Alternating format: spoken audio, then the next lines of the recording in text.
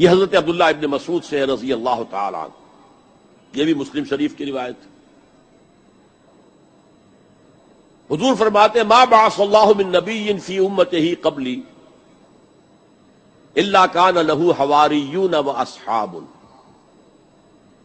اللہ نے مجھ سے پہلے کسی بھی امت میں کسی نبی کو نہیں بھیجا مگر اس کے کچھ نہ کچھ حواری، کچھ نہ کچھ اصحاب تو ہوتے تھے نا، 2 ہوں، 4 ہوں، 10 ہوں، 12 ہوں۔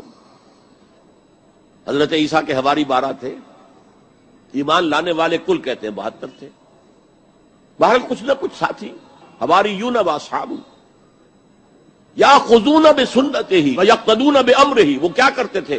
وہ حواری اور صحابہ اپنے نبی کی سنت کو مضبوطی سے پکڑ لیتے تھے اور انہی کے احکام کی پیروی کرتے تھے۔ یقتدون بامرہ، اقتداء کرتے تھے، پیروی کرتے تھے۔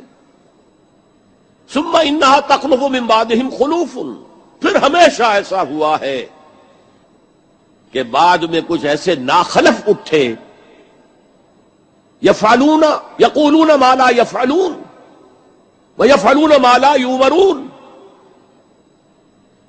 کہ وہ کہتے وہ تھے جو کرتے نہیں تھے اور کرتے وہ تھے جس کا حکم ہی نہیں ہوا۔ عرس منائے جا رہے ہیں، یہ کوئی اللہ کے رسول کا حکم ہے؟ کیا رسول کے صحابہ کا عمل ہے؟ کیا حضور کا عرس منایا گیا؟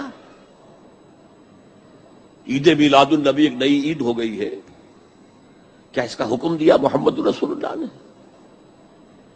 یفعلون ما لا یؤمرون، وہ اپنی ہی ایجاد کردہ روایات ہیں، اپنی ہی ایجاد کردہ بدعات ہیں، اپنی ہی ایجاد کردہ رسومات ہیں، ان پر لگے ہوئے ہیں اور دعوے کرتے ہیں اللہ سے محبت، رسول کے عشق کے، جبکہ ان کے عمل میں نہ اللہ کی اطاعت ہے نہ رسول کا اتباع ہے۔ اب جب ایسی صورت پیدا ہو جائے تو کیا کریں؟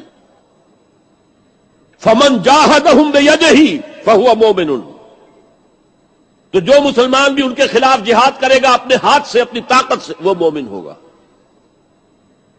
ومن جاہدہ بلسانہ فہو مومن، اور جو ان کے خلاف جہاد کرے گا اپنی زبان سے، وہ بھی مومن ہوگا۔ وہی 3 درجے۔ ومن جاہدہم بقلبہ فہو مومن، دل سے نفرت رکھ کر جو جہاد کرے گا بالقلب وہ بھی مومن ہوگا۔ فما وراء ذلک من الایمان حبۃ خردل، اس کے بعد تو ایمان رائی کے دانے کے برابر بھی نہیں ہے۔